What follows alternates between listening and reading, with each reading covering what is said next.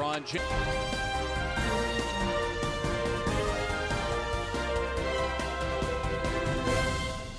Yo, what's up, guys? We got some late breaking news here. Breaking news. Hit him with it, Bernie. Hit him with it. All right. If you guys don't know, it's apparent. The Bucks have fired Jason Kidd as their head coach. Joey Pruitt will now be the interim head coach, who was their assistant. They are 23-22 right now in the Eastern Conference. They're one game above 500, and they are the 8th seed in the East. Yep. With an MVP contending player and a couple of, really, really solid players on that squad that's definitely underperforming for what they should be at. I think this is going to come to the joy of many Milwaukee Bucks fans. If you guys don't know, Milwaukee Bucks fans, for the majority, despise Jason Kidd. Not only because some of the very questionable mistakes he's made in games, like, fouling when you're up 4 points with 30 seconds left, but also just, the way they play is it's questionable sometimes. Yeah. With not the deepest of benches, playing an ultra-aggressive style of defense, you wear out your starters, Mm-hmm. It's kind of like, who is that does that? I'm trying to think. Oh, it's Tibbs. Coach Thibodeau does that a lot. And I think that's kind of, people don't necessarily like that around the league, and that's why Thibodeau has to find certain players who enjoy playing like that. Yeah. So Jason Kidd probably ran into some obstacles, not only with the players he was playing with, but then probably the upper management of the Milwaukee Bucks, and then I would say, obviously, the fans, too. Didn't appreciate what he was doing with the team. What do you think, Bernie? What do you think your analysis is on this?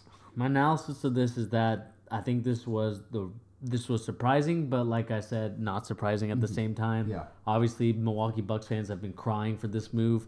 He has been a coach that has been really kind of mediocre at best, or just really average. I mean, if we look at his first season, he did go 44-38, winning record with the Brooklyn Nets. Of course, that's with Paul Pierce, Darren Williams, Kevin Garnett, that team.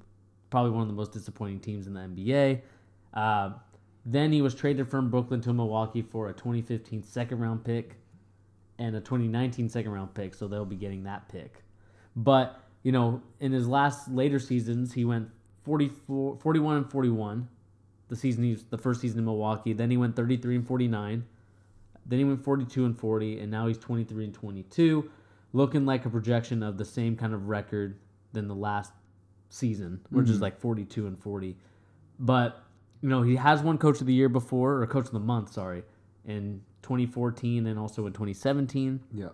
But just like his whole career, the last 4 years in Milwaukee, he's been under 500. 139 to 152 in wins and losses, respectively. To me, it's just very disappointing to see. He's 4-8 in the playoffs, so obviously that's not a good playoff record if you're really trying to go advance to the next series. Obviously, they have. It's just disappointing to see because this team has so much talent, so much potential that they're wasting. Mm-hmm. Like you said, if he is still the coach, they're just wasting that potential away. Yeah, and I think what it boils down to is Milwaukee is in a win now or like win very soon mentality. They don't want to wait 3 years to win. They want to win this year, next year. They need to keep Giannis in Milwaukee, and I think a big way of doing that is obviously contending for championships. Being the 8th seed in the East, that's not awfully deep with an MVP contender. Like I said, you got Bledsoe. Like, this team is good.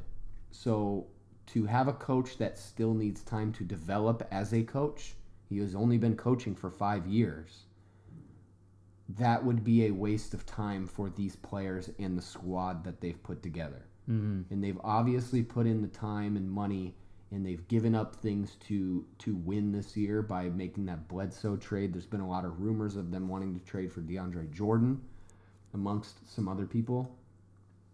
So I think it's a smart move. Yeah. And I think, I honestly, if they pick the right guy, which I really do think they will, because there's a lot of really good candidates, which we'll get into in just a second, this is probably going to work out in their benefit. And it's not necessarily a slight at Jason Kidd that he's getting fired, for the mere fact that he really is, like I said, he's a young coach. Yeah. Just real quick, we just got some Twitter updates from Chris Haines, is a staff writer, just saying that Jason Kidd hasn't been officially told yet. Mm-hmm. So that's kind of a little bit scummy from the Milwaukee Bucks, not really telling him before they find out. It also looks like, real quick, that Giannis is devastated by this move. Interesting.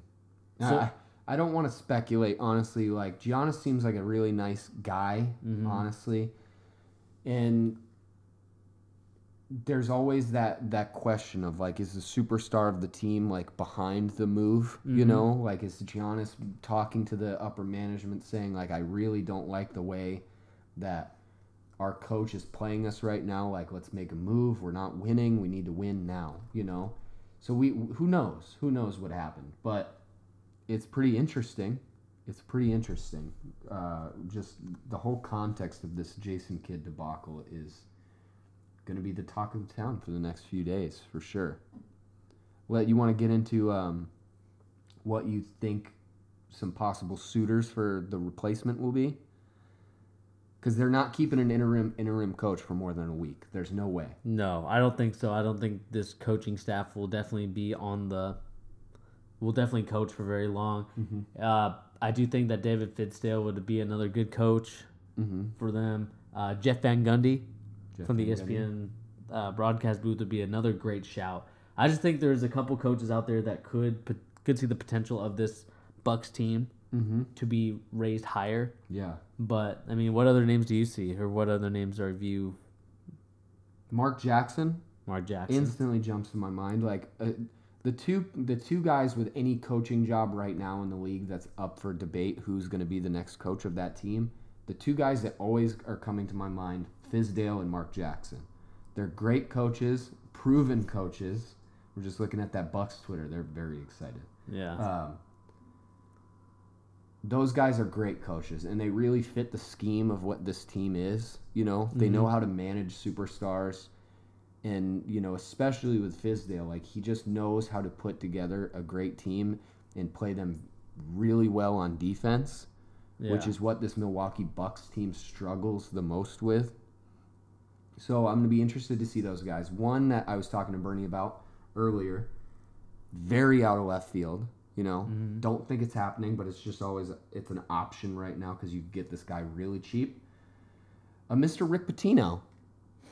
Mr. Cheat to win. You know? Cheat to win, huh? He's a good coach. He's proven not only in college, but in the NBA too. You know, super cheap with a really good track record of managing star players. He's just, keep his name in your head. I don't think it's going to happen, but... He's not doing anything right now. He's probably trying to make some phone calls right now. You know, I wouldn't be surprised because he'd probably be pretty happy to be coaching a guy like Giannis. And that's the big thing about this opening. Coaches are going to be jumping on this. Yeah. Every coach that doesn't have a job right now is making phone calls to their agents. They all want this job. Then you got a guy like David Blatt who's out in Europe right now. Great coach. We talked about him in a different video recently. He's a quality coach who didn't get a fair run in the NBA because his superstar was a little too vocal about not liking him.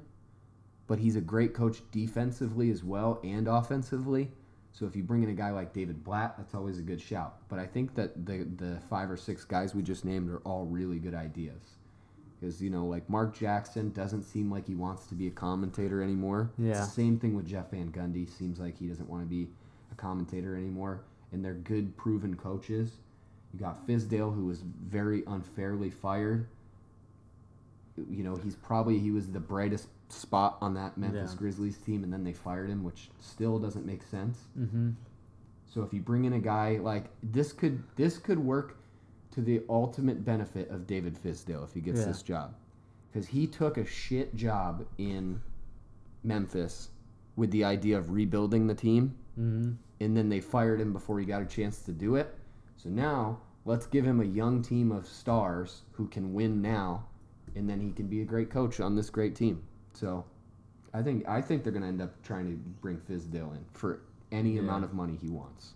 Yeah, this is according to Adrian Wojnarowski, still being updated to this time. The Bucks made the move on Kidd based on dropping into the 8th seed in the East, frayed relationships in the organization, and general non-alignment. League sources tell ESPN, of course, the Bucks job will be probably the most sought after job in the offseason just because of Giannis and how much of a mismatch he is. It's not lasting till the offseason, though. This will be filled within the week. Yeah, it'll be interesting to see if the Bucks see it. I mean, could this potentially be seeing a kind of pattern in the NBA, though, where we see maybe Tyronn Lue get fired next? I honestly thought we were going to see the Tyronn Lue firing before Jason Kidd. Yeah. But I think that I actually think this is going to prompt Cleveland to fire Tyronn Lue faster because they don't want to lose those great coaches that are open right now. You know, they don't want to lose the opportunity of Fizdale or Mark Jackson. So we're going to fire Tyronn Lue tomorrow so we can get in the market for those guys too. I wouldn't be shocked, guys. Keep your eyes out. This is crazy. It's crazy. The last thing I'll say about this, I think another reason why the Milwaukee Bucks fired him is because they are realizing how bad the Cavaliers have been playing lately, and this should have been the year to strike because they are in the same division. Yep. This should have been the year to strike where they are first in that. I can't even know what division they play. Central. It's a genius move in the sense that they have everything going for them this season. They should have everything going for them. Yeah.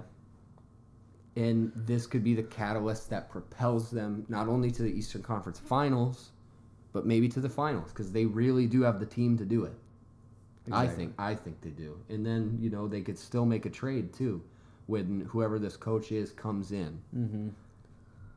Look out for this team. If they get the right coach, look out for this team. Yeah, like we said, just let us know down below what you guys think of this trade. Is it a smart move? Is it dumb? Just let us know down below. What do you think of Jason Kidd as a coach as well? Was he good? Was he bad? Just put it down in the comments down below. We'd love to have a conversation about this. We want to know.